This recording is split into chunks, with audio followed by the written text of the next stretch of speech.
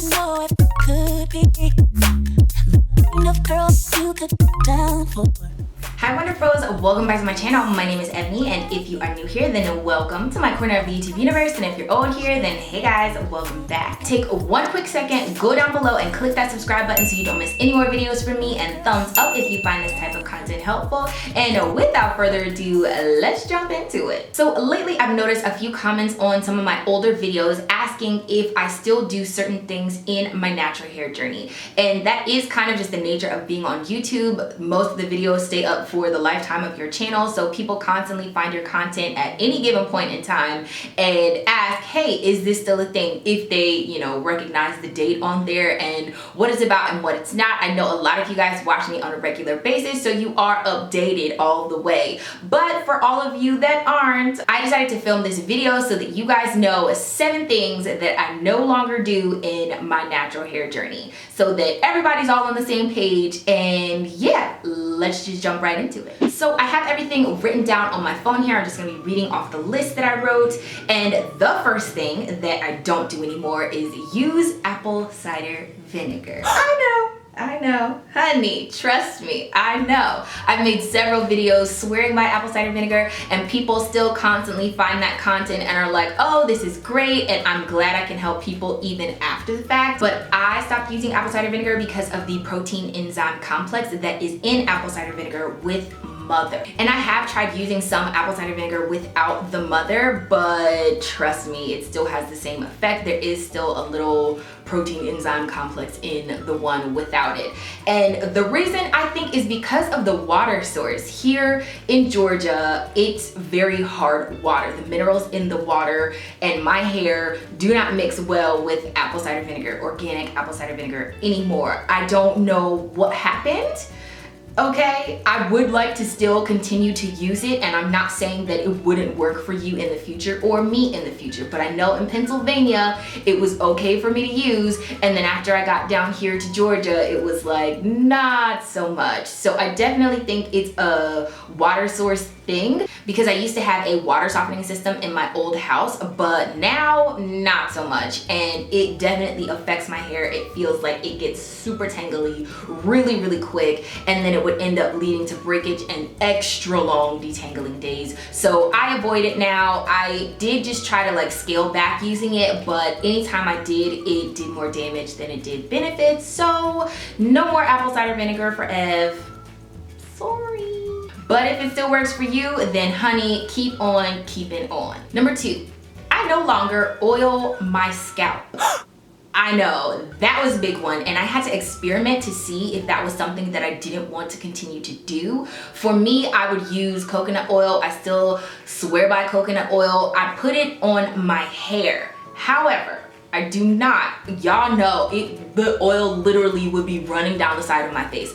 I would drench my scalp and my hair in coconut oil. I no longer put it on my scalp. I took a test that basically diagnoses, I believe, your metabolism type, and it's a test I found on the Green Beauty channel. I love her channel. It's very scientific and informative. I will link it down below, and I will link the video that I'm talking about down below. But basically, my oil glands already are pretty active, and I don't need to add any more oil on top of it in order to get my hair to flourish and grow. One of my main concerns is that my hair wouldn't grow as fast, or if I would have like a slower growth rate because I wasn't oiling my scalp. But after cutting it out completely, I'm fine. Everything's fine. I actually think my scalp prefers to let the natural oils be instead of adding oils on top. I did have to experiment with that for about 2 or 3 months before I came to the conclusion that I was no longer going to do that. But all prior to this, I did oil my scalp, and now I no longer do it, and I haven't done it probably for about 6 months. Number 3, I no longer length check with a ruler, and only because I feel like my hair is different lengths in different sections, and until I straighten it, like bone straighten it, I'm not gonna know what it is anyway. I have measured my hair in different states. I've measured it in different parts of my head, you know, whether it's the crown or the back, but As far as healthy hair goes, I want to retain length. That's always the goal, you know? When your hair is healthy, that's gonna naturally happen. But I'm no longer like nitpicking with a ruler. I do have hair updates on my channel of me using a measuring tape on my hair, but I just don't feel like that's necessary anymore. Number 4, I no longer just deep condition for a few hours. And you guys know this to be true. I always deep condition overnight, but I would notice that in the beginning of my hair journey, when I would just deep condition for a few hours, even with heat, sitting under a hooded dryer, the results of when I deep conditioned overnight versus the results of when I just deep conditioned for a few hours were drastically different. And I know they say that like after a certain point, your hair no longer is absorbing the product or it doesn't matter, do the recommended time on the container. I don't think I've ever done the recommended time on the container. With heat, without heat, none of that. They'll be like, leave it in for 5 minutes. Sis, whose hair does that work for? Not mine. So I leave it in overnight and I always notice a much better difference whenever I did that versus just a few hours. I know, I'm so extra. I'm so extra. Number 5.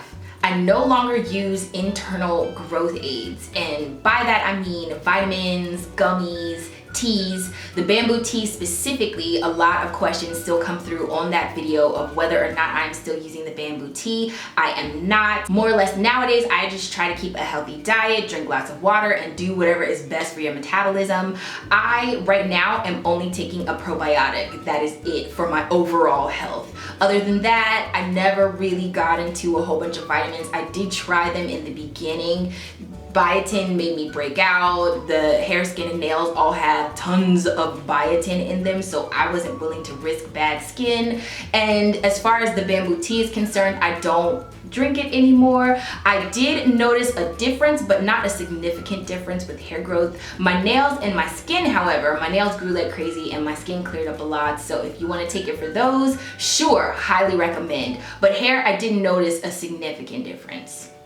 I do still use growth aids. They are for, you know, treating my scalp in different areas because y'all know I have bald spots, but I'm not really doing anything on the inside outside of trying to be as healthy as I possibly can. Number 6, I no longer saran wrap my hair. Girl, y'all know I was a religious saran wrapper. Yes, I mean the actual cling wrap, saran wrap that you get out of the grocery store. I would put a roll of it in my hair closet and I would wrap my hair. I don't have to tell y'all. Y'all know, you saw, you were there. I would saran wrap my hair all the time and that isn't something I do anymore. I just felt like I was using an excessive amount of plastic. And for me, I am more environmentally conscious nowadays and there are plastic bags we get from the grocery store. I try and limit that use as well. I think it was Tracy Ellis Ross that posted a video of basically a shore of water. Like it was like a beach obviously, but it was full of trash and it just broke my heart. I wanted to cry. Anyway, I don't really use saran wrap like that because I felt like it was me doing the most and it was me being extra. So now I just repurpose grocery store plastic bags. I do also have the plastic caps, but y'all know I wasn't the biggest fan of those either because I need to use 2 every time I use them. So yeah, I mean, I guess I'm a grocery bag kind of natural. Okay, that happened. And number 7, I don't really use protein on a regular basis. I think before I was always like, keep the protein moisture balance, and I would use something moisturizing and then I would use something with a little more protein. But now I use moisturizing things all the time, and most products are formulated with a little bit of protein, at least most of the ones that are in my hair closet. So I don't need to go out and do a protein treatment. Typically, my hair keeps the structure 99.9% of the time. I have plenty of ApHogee on deck if I ever needed to use it, but I haven't reached for that in so long, it's not even funny. So for me, protein is not super necessary to like staple and put in my regimen. I just don't need it. The little bit of protein that gets offered in a lot of my deep conditioners that's lower down on the ingredients list is enough for me, whether it's rice protein, hydrolyzed wheat protein, whatever the case is. It's not a lot, but it's enough to maintain the balance in my hair, and that I can appreciate. So there you have it. That is everything that I no longer do in my natural hair journey. Some of the stuff I'm sure you guys have noticed over time in my videos, just things I don't do anymore. Other things people continuously ask me about. Hopefully they'll find this video as well. But if you like this kind of content, don't forget to thumbs up. Remember to let your spirit, soul, and hair stay lifted like an Afro puff. And subscribe down below to my world so you don't miss any more videos from me. Remember to check out my other social media platforms over here and any of my previous uploads over here. And if you do, then I will see you in the next one. Bye guys!